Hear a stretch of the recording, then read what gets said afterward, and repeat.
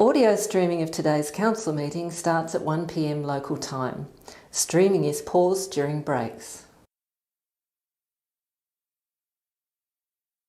Audio streaming of today's council meeting starts at 1 p.m. local time. Streaming is paused during breaks. Audio streaming of today's council meeting starts at 1 p.m. local time. Streaming is paused during breaks. Audio streaming of today's council meeting starts at 1 p.m. local time. Streaming is paused during breaks. Audio streaming of today's council meeting starts at 1 p.m. local time. Streaming is paused during breaks. Audio streaming of today's council meeting starts at 1 p.m. local time. Streaming is paused during breaks. Audio streaming of today's council meeting starts at 1 p.m. local time. Streaming is paused during breaks. Audio streaming of today's council meeting starts at 1 p.m. local time. Streaming is paused during breaks. Audio streaming of today's council meeting starts at 1 p.m. local time. Streaming is paused during breaks. Audio streaming of today's council meeting starts at 1 p.m. local time. Streaming is paused during breaks. Audio streaming of today's council meeting starts at 1 p.m. local time. Streaming is paused during breaks. Audio streaming of today's council meeting starts at 1 p.m. local time. Streaming is paused during breaks. Audio streaming of today's council meeting starts at 1 p.m. local time. Streaming is paused during breaks. Audio streaming of today's council meeting starts at 1 p.m. local time. Streaming is paused during breaks. Audio streaming of today's council meeting starts at 1 p.m. local time. Streaming is paused during breaks. Audio streaming of today's council meeting starts at 1 p.m. local time. Streaming is paused during breaks. Audio streaming of today's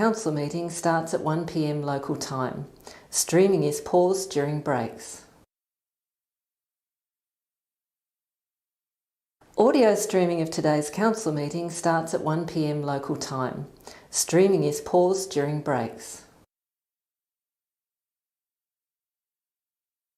Audio streaming of today's council meeting starts at 1 p.m. local time. Streaming is paused during breaks. Audio streaming of today's council meeting starts at 1 p.m. local time. Streaming is paused during breaks. Audio streaming of today's council meeting starts at 1 p.m. local time. Streaming is paused during breaks. Audio streaming of today's council meeting starts at 1 p.m. local time. Streaming is paused during breaks. Audio streaming of today's council meeting starts at 1 p.m. local time. Streaming is paused during breaks. Audio streaming of today's council meeting starts at 1 p.m. local time. Streaming is paused during breaks.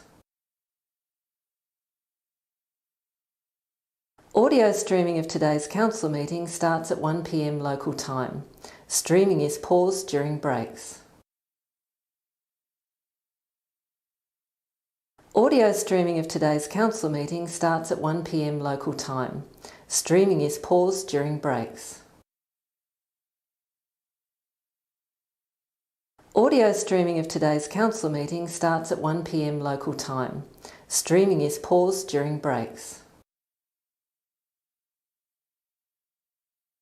Audio streaming of today's council meeting starts at 1 p.m. local time.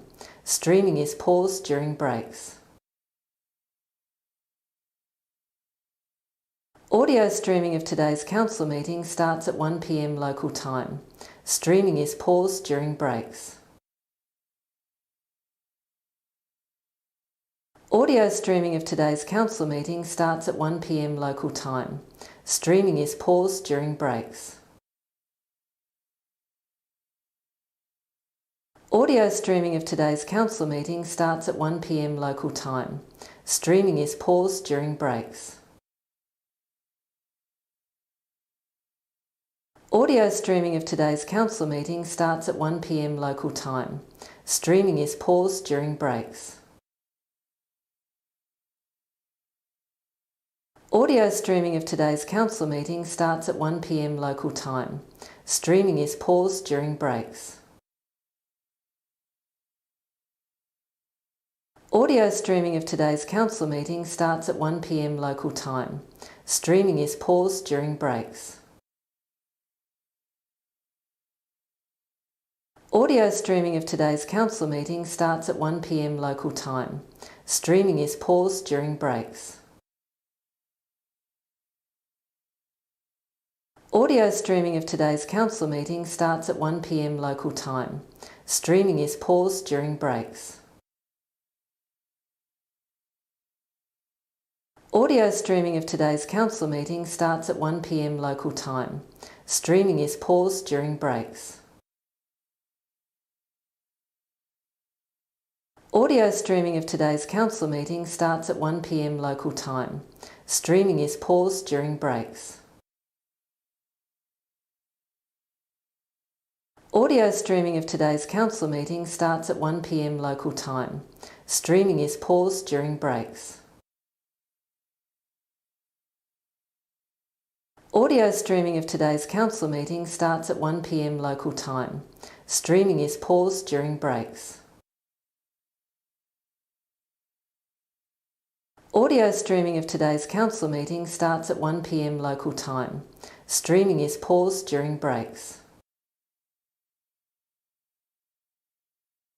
Audio streaming of today's council meeting starts at 1 p.m. local time. Streaming is paused during breaks. Audio streaming of today's council meeting starts at 1 p.m. local time. Streaming is paused during breaks.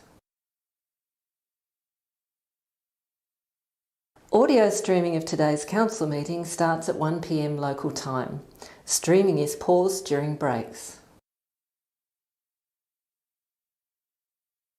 Audio streaming of today's council meeting starts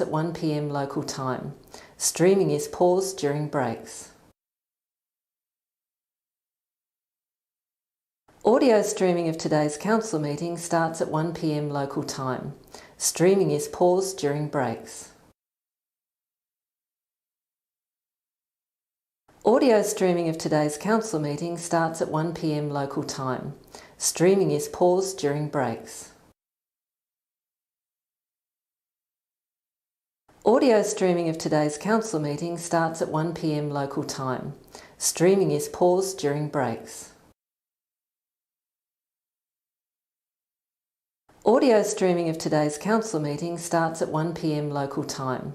Streaming is paused during breaks. Audio streaming of today's council meeting starts at 1 p.m. local time. Streaming is paused during breaks. Audio streaming of today's council meeting starts at 1 p.m. local time. Streaming is paused during breaks. Audio streaming of today's council meeting starts at 1 p.m. local time. Streaming is paused during breaks. Audio streaming of today's council meeting starts at 1 p.m. local time. Streaming is paused during breaks. Audio streaming of today's council meeting starts at 1 p.m. local time. Streaming is paused during breaks. Audio streaming of today's council meeting starts at 1 p.m. local time. Streaming is paused during breaks. Audio streaming of today's council meeting starts at 1 p.m. local time. Streaming is paused during breaks. Audio streaming of today's council meeting starts at 1 p.m. local time.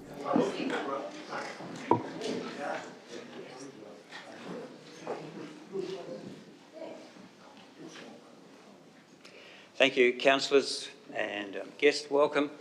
To those listening on home, we welcome you as well, or in your office, wherever you may be. And a reminder for those here that mobile phones, they do interfere with our recording, so if you could switch them off, it would be appreciated. That's it for me, so please be seated. I do have two apologies, Councillor Cox and Stosnicek. Mayoral Acknowledgements. I do want to just read out a letter that we got just during the last council meeting or just after it. So this is from Steve, Robin and Ariane Titmus, Amia Titmus. As a family, we thank you and the City of Launceston for the amazing Key to the City ceremony last week for Ariane. We will be forever grateful to you, Danny, for moving a motion to recognise Ariane's achievements and to the Council for its unanimous support. It was a thrill and humbling to have Ariane's Olympic performance recognised with such a rare honour with a passionate ceremony. Launceston is a beautiful city where our two daughters were raised, and while it was necessary to move interstate to enable dreams to be chased, we will never forget or let go of our Tasmanian beginnings. This was evident when we returned to a warm and friendly reception from the City Council and the residents of Launceston. To see so many smiling faces was realisation that the city is enormously proud to call Ariane their own and of her achievements so far. We wish you all the best for the future, and again a sincere thank you. Warm regards from the family. Thought I'd read that. Declaration of interest. Any declaration of interest? No. Confirmation of minutes. Somebody move the minutes of the meeting held on the 23rd of September. Move Councillor Harris. Seconded Councillor Spencer. No deputations, no petitions.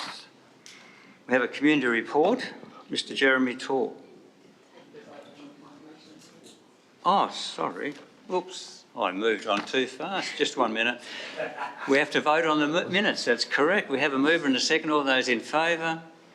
That is, all those present at the table, that is carried. Thanks for that reminder. Appreciate that.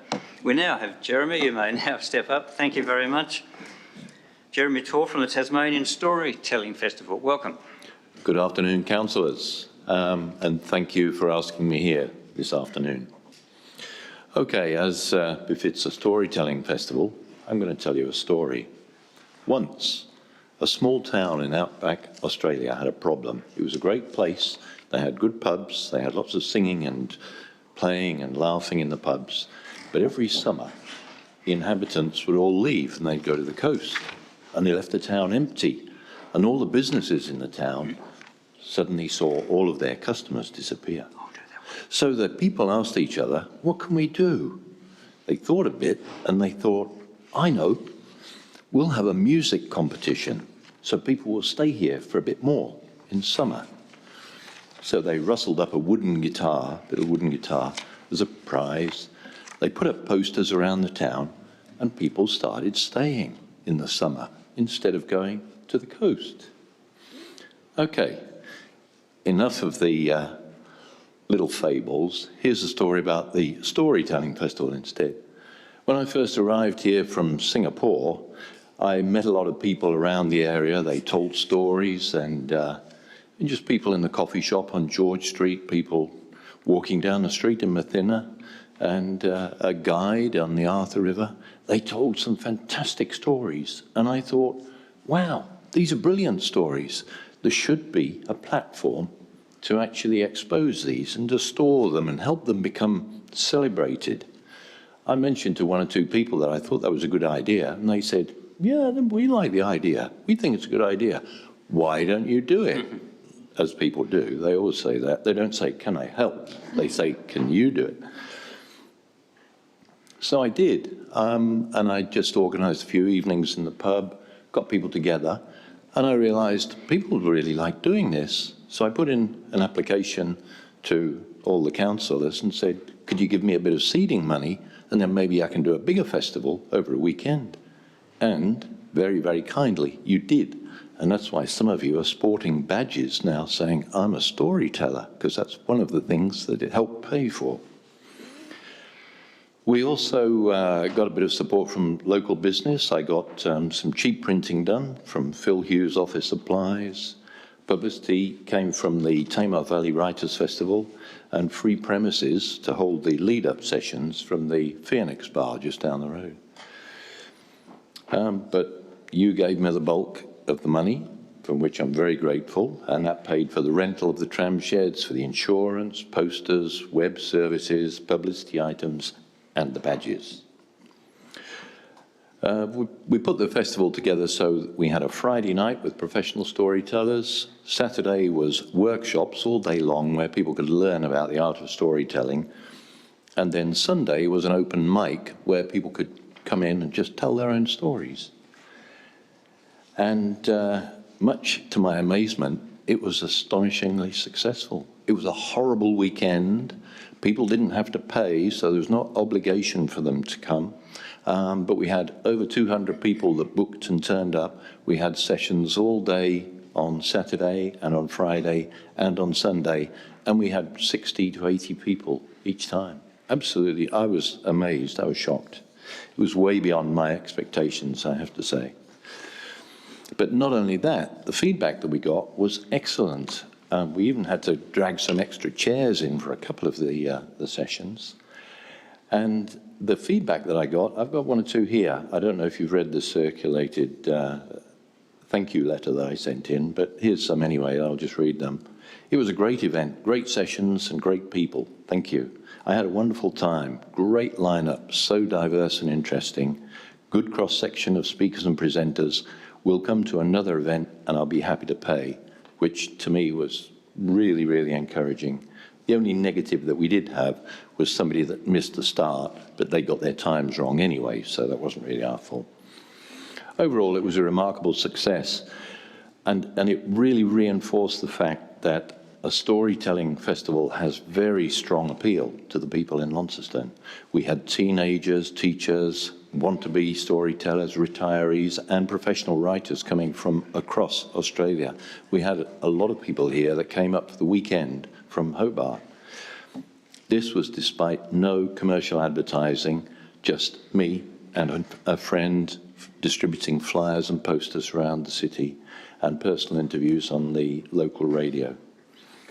So, bearing in mind what kind of a reception we got, next year we'll have more of the same, workshops, professional storytelling sessions, plus one or two extras as well, including sessions for the education sector, who asked us if we were doing storytelling for children, more professional storytellers, business workshops for PR people who want to understand the art of storytelling.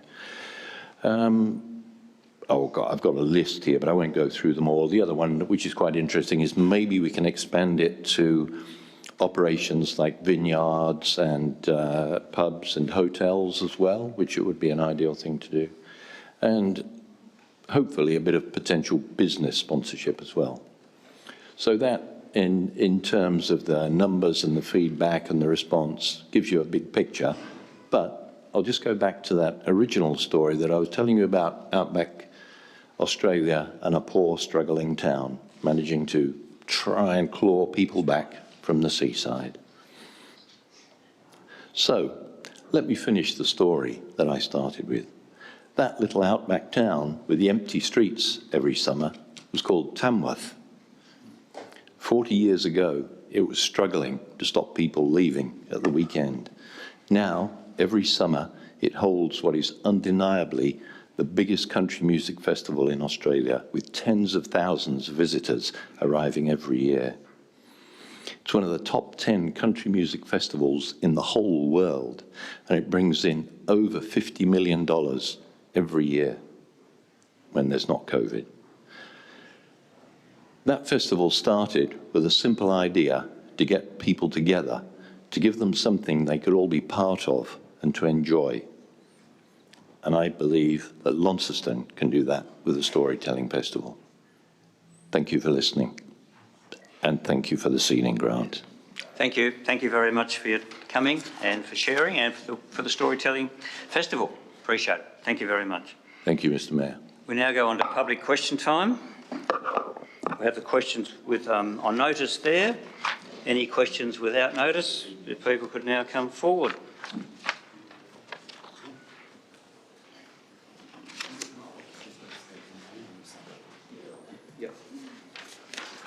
Good afternoon, Councillors. Graham Lefevre, Invermay News Agency, 63 Invermay Road. My questions today relate to a pending trial period of restricted access on Invermay Road to the service lanes. On Monday the 4th, Monday past, I received by post a letter explaining the impending trial period of a left-hand turn restrictions when turning from Invermay Road into the service road at Bedford Street. The letter refers to a questionnaire and the responses to that questionnaire and other serious issues raised by the respondents. The letter then comments that after analysing the responses and comments, it has been decided to proceed with a trial period. We believe that a large percentage of the respondents did not agree with the left-hand turn restrictions, and there has been zero or nil contact from the council personnel regarding any issues to discuss our returns regarding increased traffic being directed into the busy first section of the service lane, which is got a lot of pedestrian traffic in it. So my questions are, number one, why hasn't the Traffic Department ever taken the time to meet with concerned traders and residents regarding a long-term solution to the service road and related issues? Those discussions have been going on for 12 years since the road was put in, or trying to get a discussion. Question 2, what percentage of traffic enters the service road from the access at Dry Street? That's the first section of the service lane, compared to the percentage of traffic entering the service road at the Bedford Street entrance. And may I suggest they probably don't know, because that will depend entirely on the traffic trying to enter at the bottom end, and we should suspect that'll cause a traffic jam on Invermay Road anyway. So we've got that issue. The letter also refers to the installation after the trial period of a road hump. Now, I thought the trial period was to find out whether there was going to be a road hump or not. So the letter says that they're going to put a road hump in anyway after the trial period. We believe that the road hump, or humps, we actually believe there should be two, should be the first task undertaken, and at the completion of that, a review, if necessary, undertaken to assess further action that may be required. Therefore, can I ask the Council to defer any trial period until communication with the concerned parties be undertaken? Thank you for your questions. Right. We'll take those on notice because I can't answer those now, No, that's obviously. fine. So, yeah, but we'll take Thank you very much. Thanks, Graham. Good. Thank you. Any other questions? Oh, you can have those.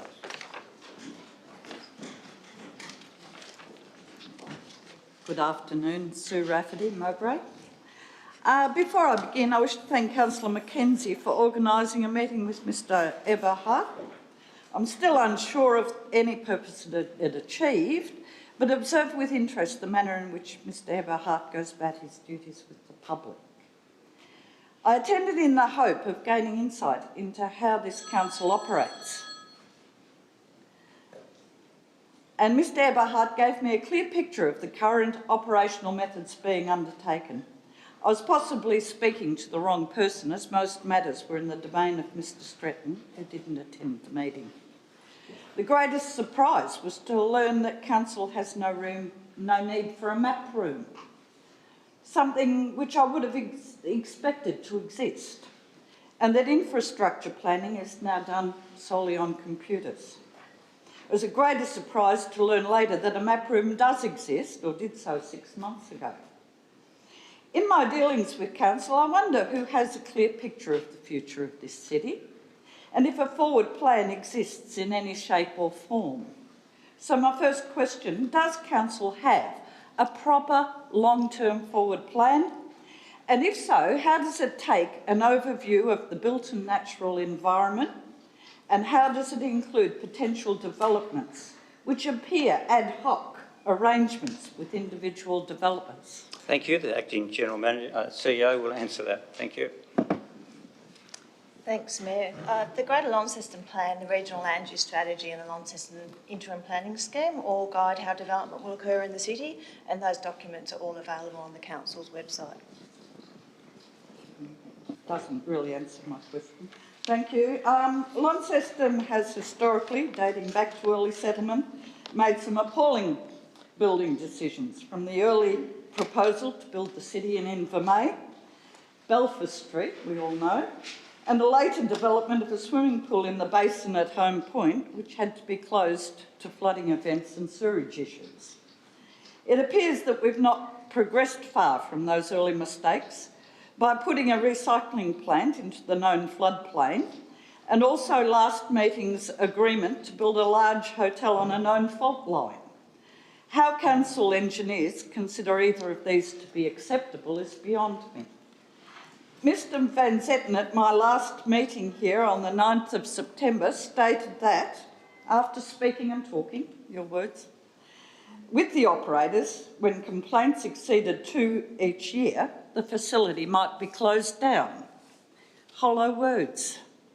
Once the site becomes operational, I'm sure that no amount of mitigating measures under current legislation will address the many issues this site presents.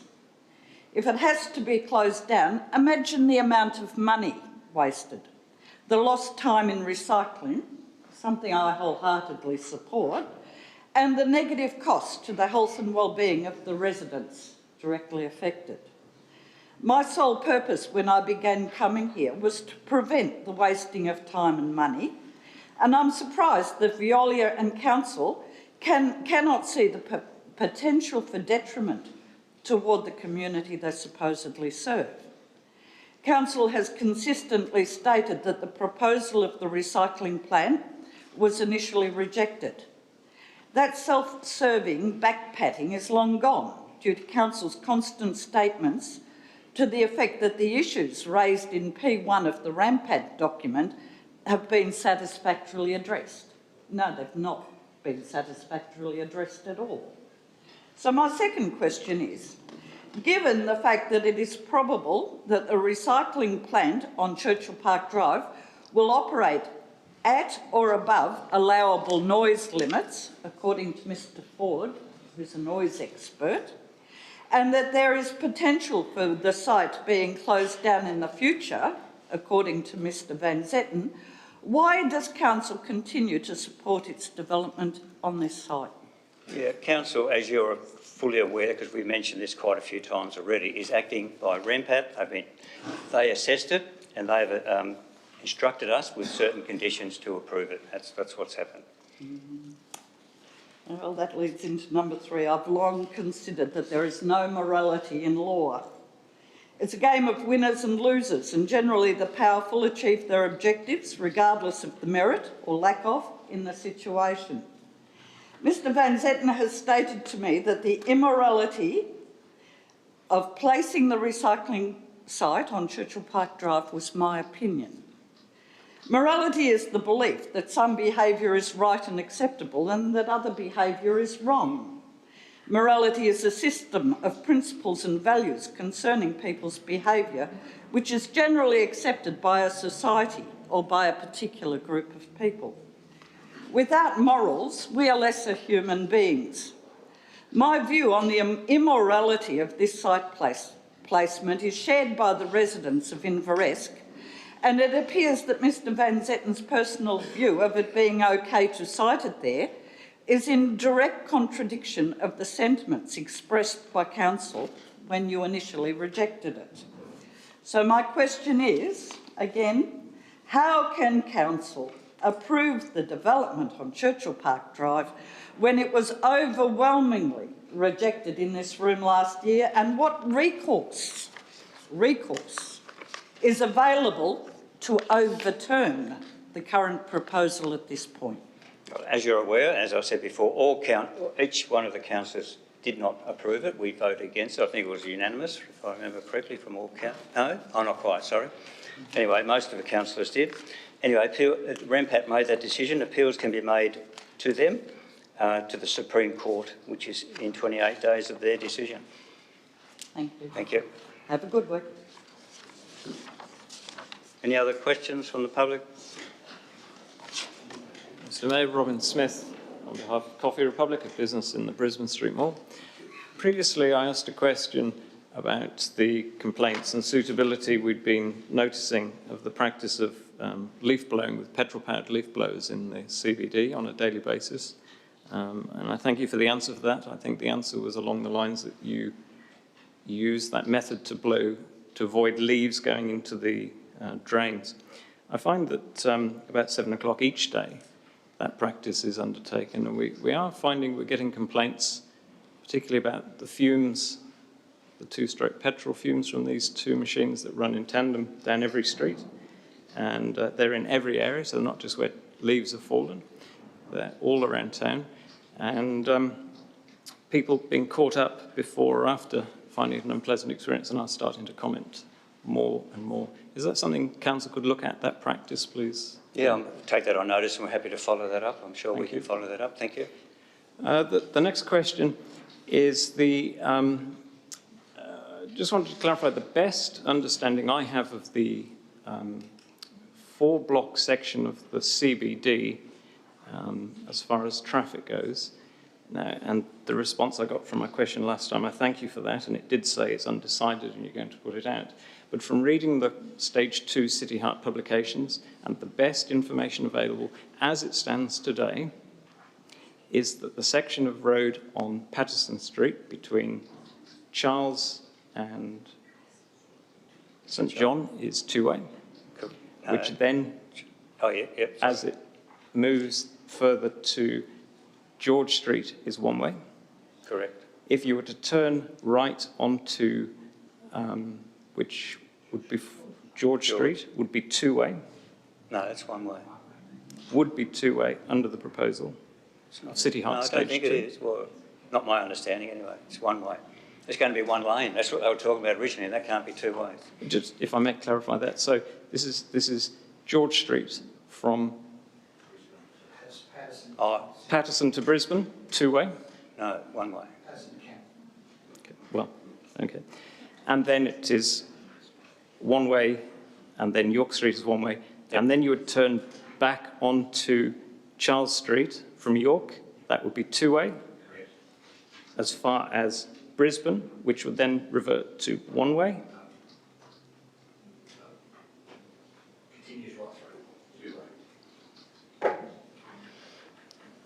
Okay. Yeah, we can send to have a look at that. And which returns back to where I started. Yeah. I hope I'm wrong. I think you are on some of that, but anyway, we can. Yeah, no. What the question is that correct? Is that's what I was getting at. That's the best case example. If I read the current documents. No, I think that's incorrect, but we can. Okay. That might be an old one, but anyway, we'll follow up and give you. I'm not supremely confident. And we haven't finally sorted out you. which way we're going yet, but that's still up for Thank consultation. you. Just wanted to clarify that. Otherwise, it's a wasted question. And third question is thank you for the response on the interchange at Deshana Way. My understanding of the document you cited, to be fair, I think looks at only one bus stop in St John Street, which is now known as B1. And I emphasise that because that does not include A2, which is on the other side of the road. This is B1 only, which facilitates the Tatler arcade development, essentially, is to move to Deshana Way. That's all that document looked at, as opposed to an interchange, which would be something in the order of 6 or 7 bus stops. So do I have that clear, that that document only looks at that one bus stop, B1? Can you elaborate on that? I'd have to check it. We'll take it on notice and get back to you. No, it wasn't. But I didn't think it was, but I think it's for all buses. Well, the question is, clearly it doesn't include on the other side of the road, which is whatever I said it was, A2. Cottonmore. Acting CEO. Thanks, Mayor. I don't have the document in front of me, but that's my recollection that it was that row of buses on that side of St John Street that was the subject of the report. But as Mr Smith has rightly pointed out, the options did only consider Daciano Way, not what the current proposal for the interchange is. So the document was done in 2017. Only with regard to that one bus stop? No, not the one bus stop. The bus stops on that side of the road. The 3 bus stops or whatever. Well, yes, the 3 bus stops essentially are 2. There's a phantom behind. It is now called B1, I think, which is essentially 2 buses, which facilitates the Tatler. It's the Tatler lane side only, is that correct? Yeah, I think that's right. Which is the country buses and metro. It was to facilitate that stage of the City Heart project, to facilitate street upgrades to that section of St John Street, was the original intent of the report. The report. Thank you. Thank you. Good. Anyone else with questions? No question.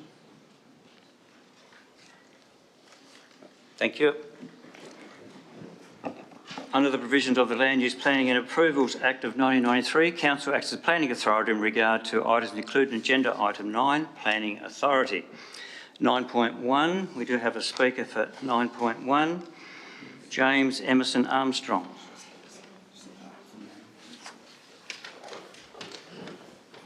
Good afternoon, councillors. I'm James Emerson Armstrong of 18 Stone Street. I work as an architect for David Denman and Associates and wish to read a letter on behalf of the owners of 5 Wellman Street who currently reside in York in the UK and cannot be here in person. The letter reads, "We treasure the historical value of our property. It had a significant influence in us purchasing the property 14 years ago in 2007. We are currently based in York in the UK. While COVID-19 has made it difficult, we have firm plans to return to Launceston soon to enjoy the property, its history and its potential in our late careers and in retirement. This passion has inspired the development application. After reading all submissions in detail, we believe the proposed development continues to be viable. We've worked with our architects in consultation with Heritage Tasmania to achieve an appropriate resolution. Wellman Street has a rich history. We have a copy of the book For the Record, James Burnell's Buildings in Early Launceston by Helen Davis, and value the way it captures the history of the street and our property. Launceston's history is also my, Peter Nicholas, history. I was born in Launceston with multi-generational family connections.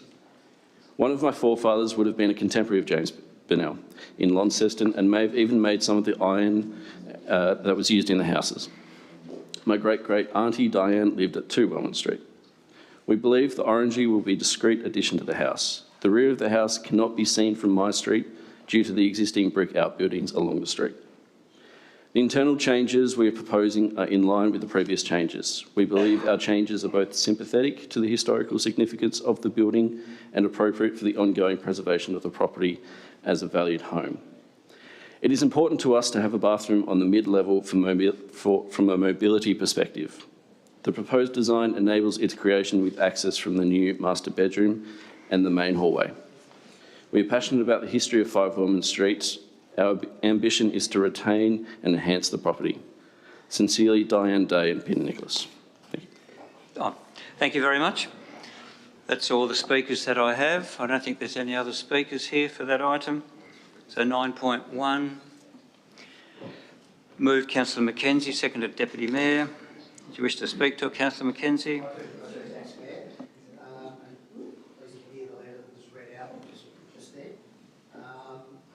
Two issues with regards to the property in question. One is the outside and 2 is the inside.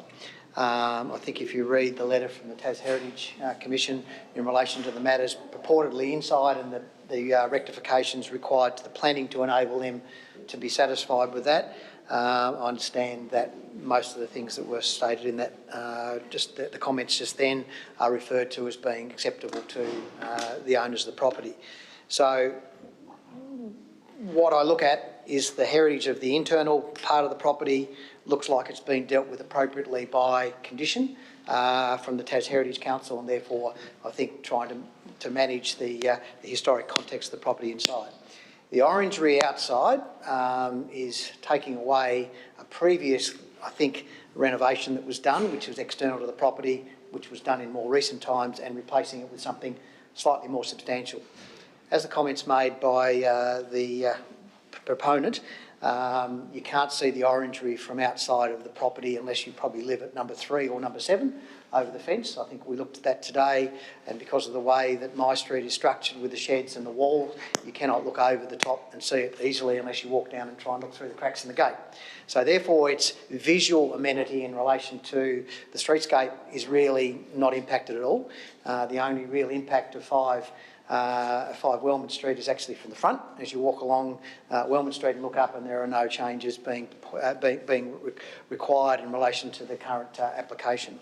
So I believe that the orangery way, whilst it may be more substantial, and I think that was one of the comments made by the representors and the current representation there, it is still going to be contained within the boundary of the property and therefore not really having any impact on the heritage character of the property in question. I therefore believe that based on the conditions that have been placed on it by Tas Heritage Council, it's appropriate for us to approve this today. Thank you. Deputy Mayor? Nothing further. Any other councillor wish to speak? Councillor Walker? Thank you, Mayor. Just to acknowledge the interest that the community has had in this and the preservation of the heritage features that are internal to the building. I'm not sure exactly why it is called an orangery. It's something that I'm not familiar with. I would normally call it a conservatory, I suppose. I'm only presuming that they will grow an orange tree in there. But nonetheless, I appreciate the work that that community members continue to do and the Heritage Council in this instance, which would appear to maintain the fixtures that Benel himself oversaw fitting there. In a row of contiguous townhouses, it's probably, it's stated, significant for Launceston, significant for all of Australia. Absolutely spectacular. And it's great that people will invest in these properties and preserve them. Thank you, Mayor. Thank you. Any other councillors wish to speak? Councillor Mackenzie, wish to close? I'll put the motion. Those in favour, please raise your hand. That is all councillors present. That is carried. We now no longer sit as a planning authority, so we go to the Mayor's announcements. Just to mention a few, it was great Thursday, a week ago, or a fortnight ago, to the Singfest. Went to Singfest. I went on the Wednesday and the Thursday night. Absolutely fantastic. If you've never been to one of those, you must go. They are exciting, thrilling to see primary school children from usually about 8 or 9 different schools singing together, and they do some great pieces where they work together. So congratulations to all the music teachers, the kids and all those, and the organisers do a great job. And obviously we had to wear masks, which was something different this year as well. Also on last Saturday night, I did attend Launceston Festival of Dance at the Door of Hope. Absolutely another fantastic evening. If you've never been to one of those, I encourage you to go. The skills and the talents in our city is amazing. There's some fantastic young people doing some great things, and so from the Festival of Dance, and the dance schools do a great job in teaching them. The other thing I do want to just mention is, as obviously in the news has been, the vaccination rates in Launceston has been mentioned a few times, and it's very pleasing. I heard this morning on the radio that our rates are now up to 78.4%, which is above the state average, which is 78.1. So I'm thankful for all those people that have gone out and in the last week or so, or last few days and so really. And I know that pop-up clinics have been proved to be very successful. They had quite a few walk-ins just in the last, over the weekend as well. So, and Mowbray now has a clinic, so I encourage people who haven't, take the opportunity. You can walk in there as well. So bookings are encouraged, but you can walk in if you wanted to. Encourage that, and I think it's great to hear that people are starting to take heed of the announcements, and there's a lot more people now, and our rate is going up, which is pleasing. I will leave it at that. So, Councillor Announcements. Deputy Mayor. Thank you, Mayor. I've got 4 things that I would like to share with Council today. The first regards the QVMag Art Foundation and recent changes to their executive.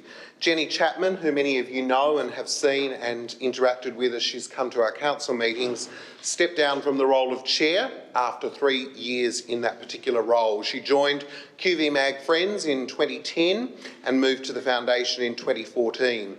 And although no longer the chair, she remains a dedicated member of the committee. I think, Mayor, it's important to note that during her time in office, the Foundation funded the purchase of several high-value works of art, and of course they continue to provide an exciting program of important new exhibits and initiatives. Also of note, Lee Myers retired as Treasurer after 20 years as a volunteer to the Arts Foundation. Lee was a vital member of the team who built the Foundation into the success it is today, and I'm sure all of us around the council table recognise Jenny and Lee and other members of the Foundation for their dedication and commitment to QVMag. Also, on the topic of the QVMag, I wanted to note a change in terms of the QVMag Governance Advisory Board.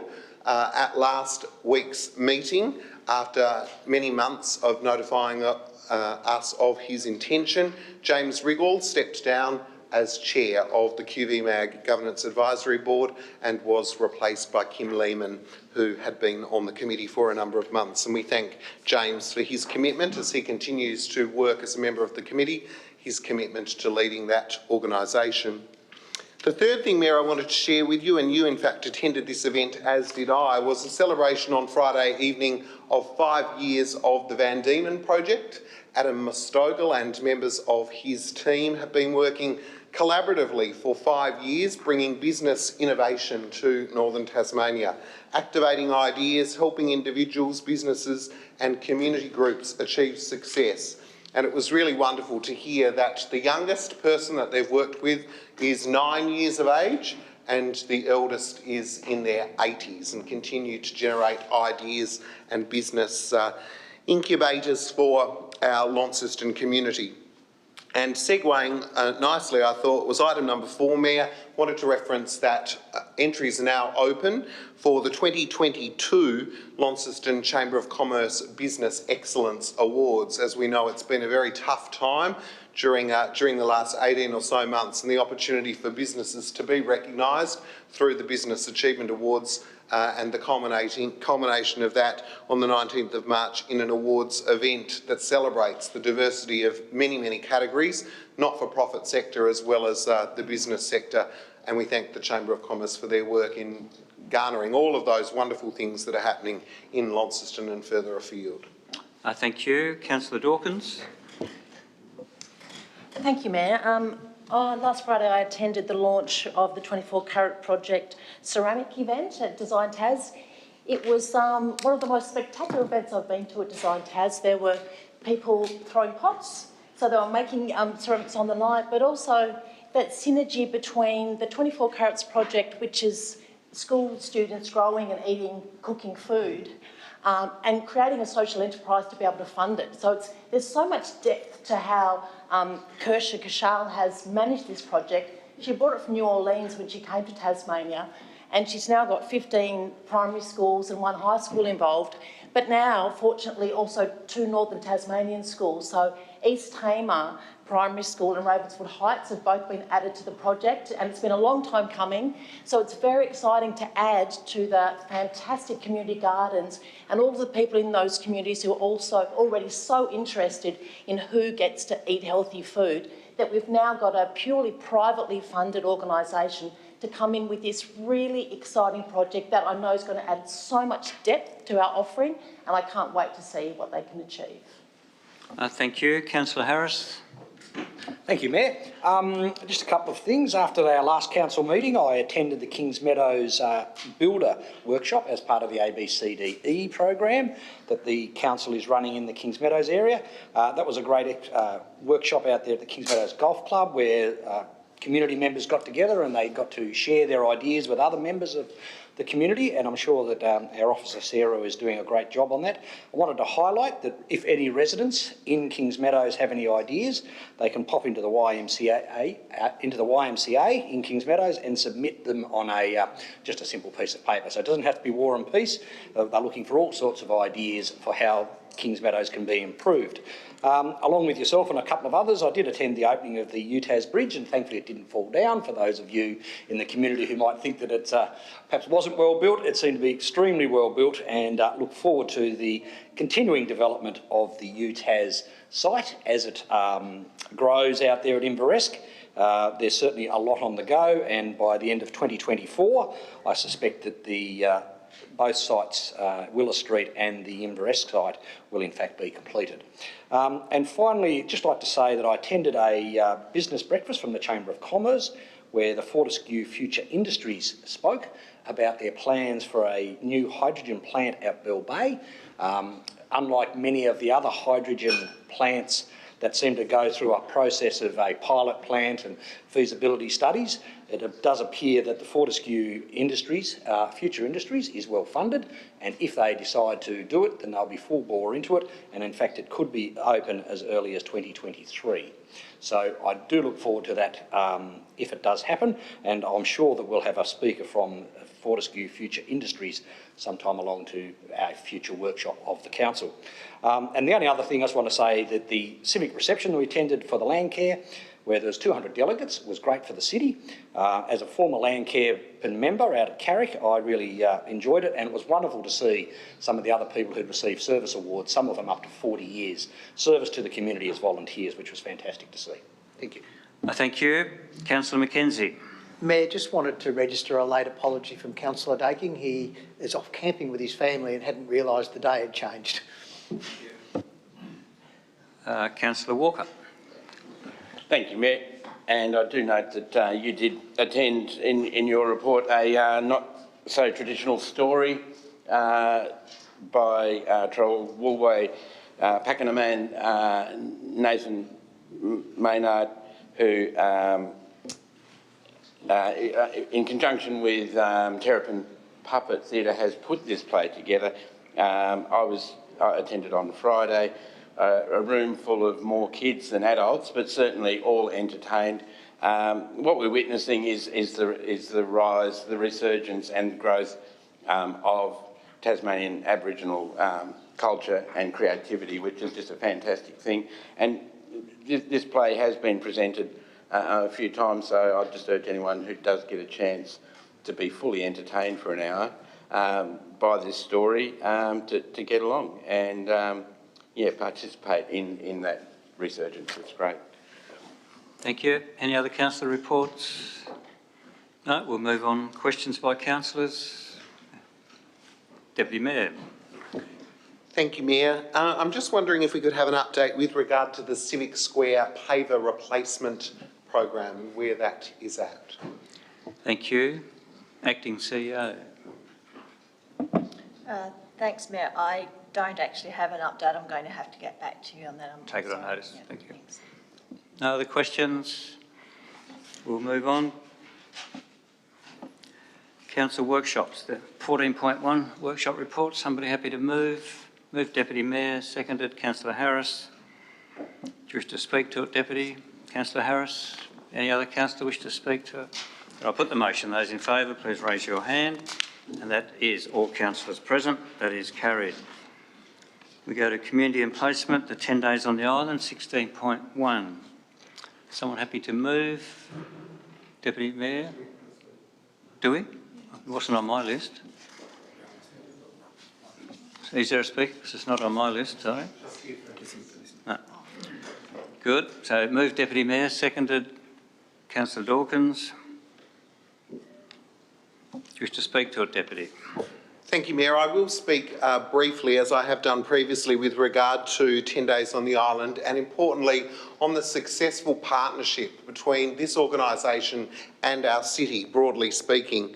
In recent years, in recent festivals, we've really seen a connection between place, between the cultural capacity building of Launceston and the organisation, and that relationship, I think, has been really beneficial to the mutual success that the festival has seen here in Launceston. Moving forward, I think this is a really innovative and appropriate way of being able to ensure that some of our strategic objectives through the cultural strategy and other strategic documents are aligned with our support and funding of festivals such as 10 Days on the Island. And you'll note in the recommendation that this is for a term of 4 years, and importantly it will see collaboration and partnerships occur during not only the festival years but importantly the non-festival years, where new works, new collaborations and ongoing partnerships and the forging of those partnerships can continue to be undertaken. You'll also note, councillors, that this is subject to the continuation of state government funding, which I think is appropriate, and it's subject to Launceston being included as a standalone weekend as part of the 10 Days on the Island Festival. I really congratulate the team, Jane and Lindy, and President, Chair of the Board, Craig, for the way that they have truly partnered with the city.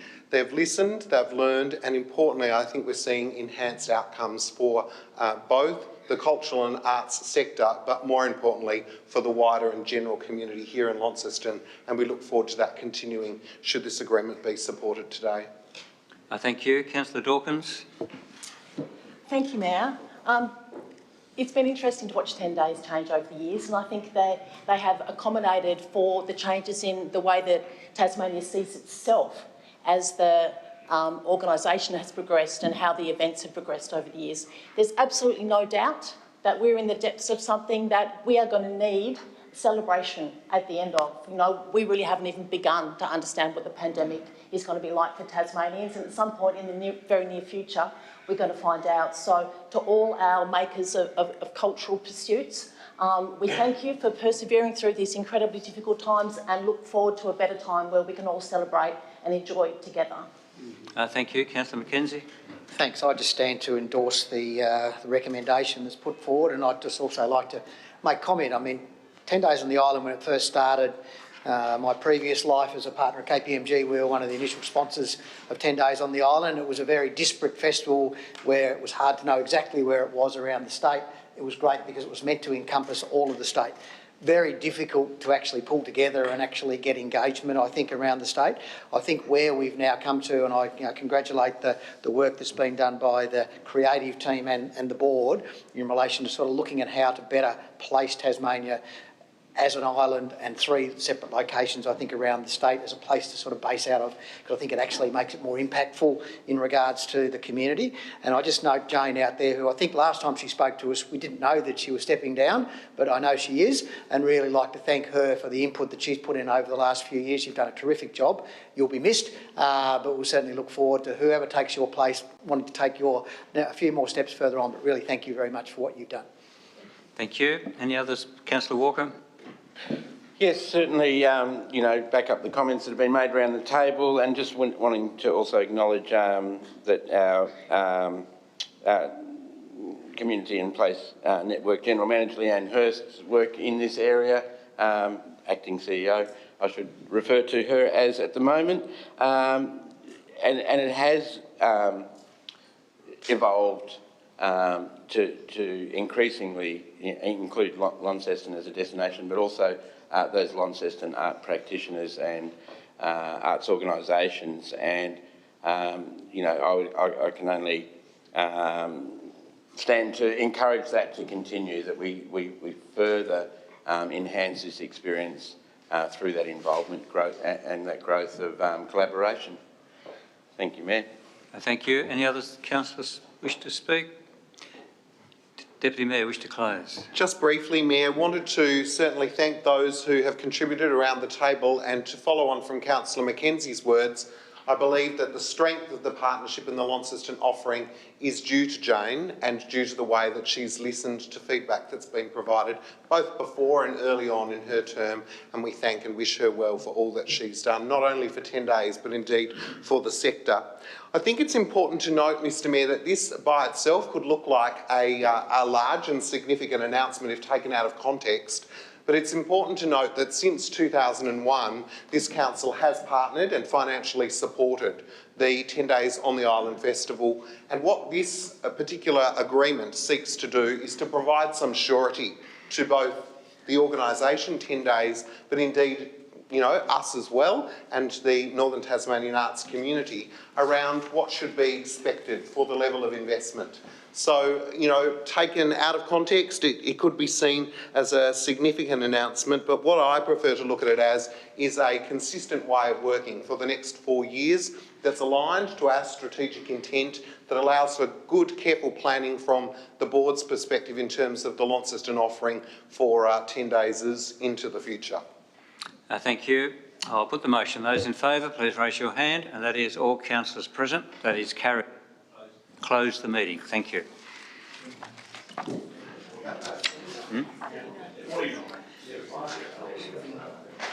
Are we? Yeah, if you could.